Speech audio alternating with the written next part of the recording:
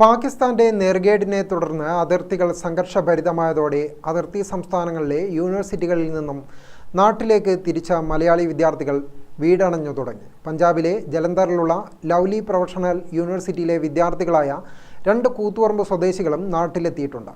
സംഘർഷാവസ്ഥ തുടരുന്ന പശ്ചാത്തലത്തിലാണ് ഇവർ സുരക്ഷിതരായി നാട്ടിലെത്തിയത്.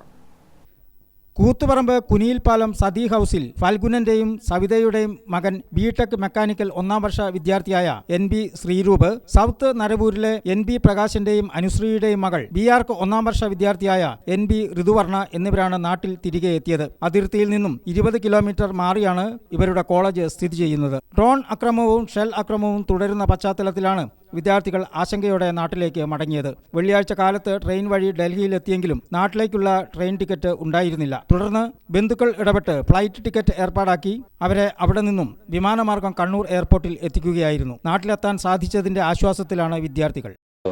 3 ദിവസം കഴിഞ്ഞിട്ട് കോളേജുകാർ ഇപ്പൊ പറഞ്ഞത് അവിടെ ഉള്ളവർക്ക് ഓഫ്ലൈനായിട്ട് എക്സാമും ബാക്കിയുള്ളവർക്ക് ഓൺലൈനായിട്ട് നടത്താൻ നോക്കാനാണ് പറഞ്ഞത്. അവിടെ ഇപ്പോൾ പ്രശ്നങ്ങളൊക്കെ ആണ്. അപ്പോൾ അതുകൊണ്ടാണ് നാട്ടിൽ എത്താൻ കുറച്ച് കഷ്ടപ്പെട്ട്, പക്ഷേങ്കിൽ എന്നാലും ഇവിടെ എത്തിയിട്ടുണ്ട്. ഇപ്പം നമുക്കിപ്പം ട്രെയിനായാലും ഫ്ലൈറ്റ് ആയാലും കുറേയൊക്കെ ക്യാൻസൽ ആകാനുള്ള ചാൻസസ് ഉണ്ടായിരുന്നു.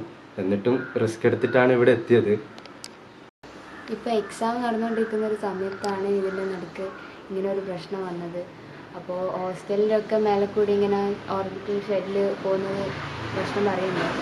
അപ്പോൾ കോളേജിൻ്റെ ഗേറ്റിൻ്റെ മുന്നിൽ ഷെല്ല് കാരണം കാറ് കത്തി അങ്ങനെയൊക്കെ വീഡിയോ ഒക്കെ കാണുമ്പോഴാണ് മനസ്സിലാക്കുന്നത് അതിൻ്റെ സീരിയസ്നെസ് തിരിയുന്നത്. പിന്നെ ആ സ്പോട്ടിൽ തന്നെ ടിക്കറ്റ് എടുത്ത് പൊളിച്ചൊക്കെ തന്നെ ഇങ്ങോട്ടേക്ക് നാട്ടിൽ വരാനുണ്ട്.